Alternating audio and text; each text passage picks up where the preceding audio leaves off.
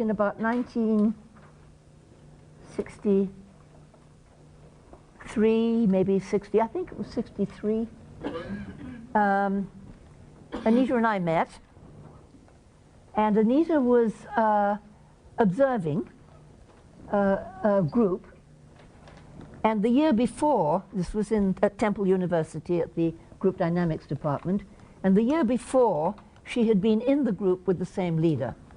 His name was Art. At that time I was a psychoanalyst. It was rather, I remember we had a fire in our house one day, in our flat one day, and I left holding Cartwright and Zander in one hand, which was the group dynamics, and Jones in the other, which was psychoanalytic, you see. I left my diamond ring, the only thing I'd ever got from my mother, I left my diamond ring behind as I walked out with these two books. And as you can imagine, being a psychoanalyst is very different from being someone who observes the group. And I can remember when I went through the first training program, I thought that the leader was probably insane, you see, because he was obviously not saying anything that made any sense to me. On the other hand, he did seem to be coherent.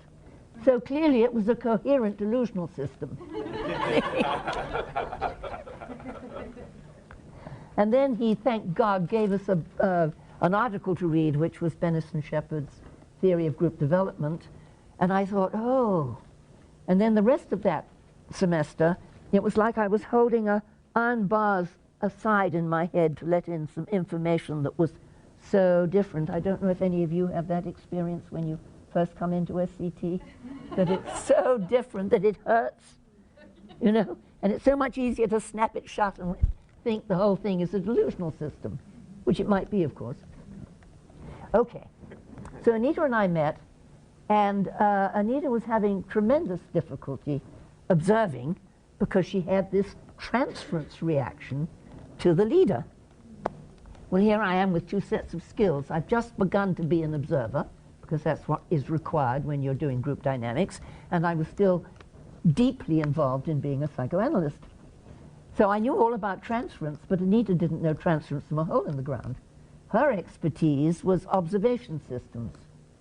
And observation systems are, even then they were used even more, which is a coding of verbal behavior, or coding bits of behavior, so that you can tell something about what's happening in the group.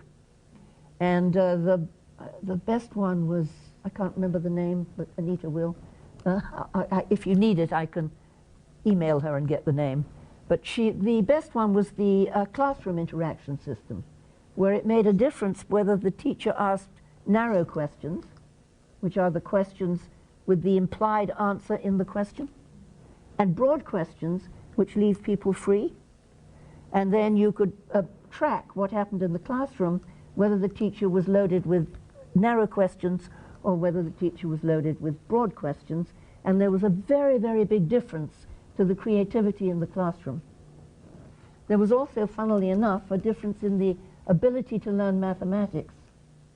If you asked a series of narrow questions, people clearly got anxious and didn't do so well. So Anita was an expert in observation systems. So I thought, well, I said to Anita, you know, I think it's hard for you to see what the leader is doing because of all the feelings you had last time, so let's develop an observation system together. And that's how we started. Now, Anita was very concrete and I was very abstract. So developing the system together was rather like I reached down as far as I possibly could, and she reached up as far as she possibly could, and every so often, not often, but every so often, we managed to connect and build a category. So, the theory that I was using was came from a mathematical theory of communication, which was written by Shannon and Weaver, who were two physicists. And what they did, you know, it was so lovely and it was so different from psychoanalysis because it was so clear and so observable. And what Shannon and Weaver suggested was that in any information channel, Okay? There is a mixture of information and noise. Now, if anybody uses a cell phone, I wish you didn't, but if anybody uses a cell phone, you know where the reception is hard, it's difficult to get the message. Well, all they were saying was exactly the same thing. That if there's too much noise in the system, the information contained in the channel of communication doesn't get across. But they did something even better than that. They identified what they determined was noise in communication, and one was redundancy, saying the same thing over and over and over, and the other was ambiguity, being vague. Now, if you stop for a moment and think what happens inside you when you're listening to a politician who's saying the same thing over and over and over with very little variation, just a slight difference in the way they're saying it. What happens inside you as you're listening? You go to sleep. You what? Stop listening. Uh-huh. Get sleepy. Uh-huh. Uh-huh. You don't believe it. Get irritated. Getting brainwashed. Okay. So now we're learning something about what happens at the other end when noise crosses the boundary. So I'm going to do something that's probably fairly familiar to you by now, right? I hope.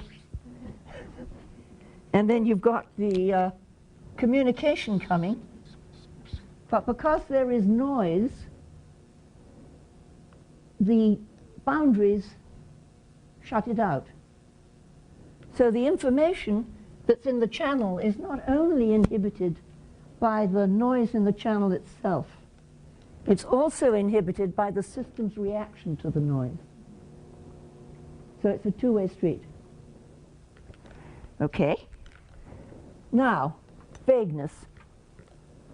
I kind of think I feel that on the whole, no, I wouldn't really put it like that.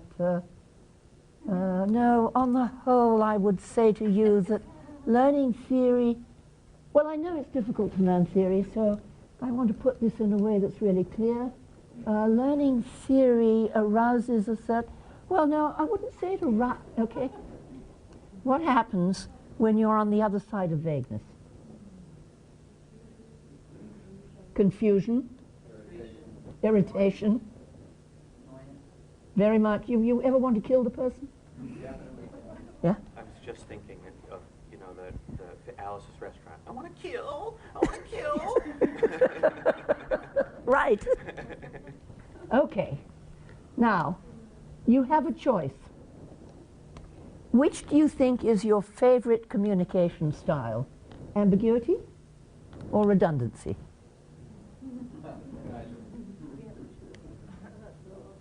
Well, yes, but you know, one really has a predisposition towards one rather than the other. Redundancy. Uh-huh. Ambiguity. Yeah. Okay. So parenthetically, what we do in SCT in the initial interview, before we start working with someone, is we start to clean up the ambiguity and redundancy in the communication. You know, we'll say something like, I'm not quite understanding. It's really important to me to try to understand what you're saying. And I wonder if you could be a little bit more specific so that I could understand you better, starting on the vagueness. Or I can see that on the whole this seems to be important to you. And if you notice, you've told me the same, very similar thing over and over again right now. And I'm wondering if there's more about what you're trying to tell me that you might want to let me know. Right at the very beginning, in an initial interview, we start training for ambiguity and redundancy.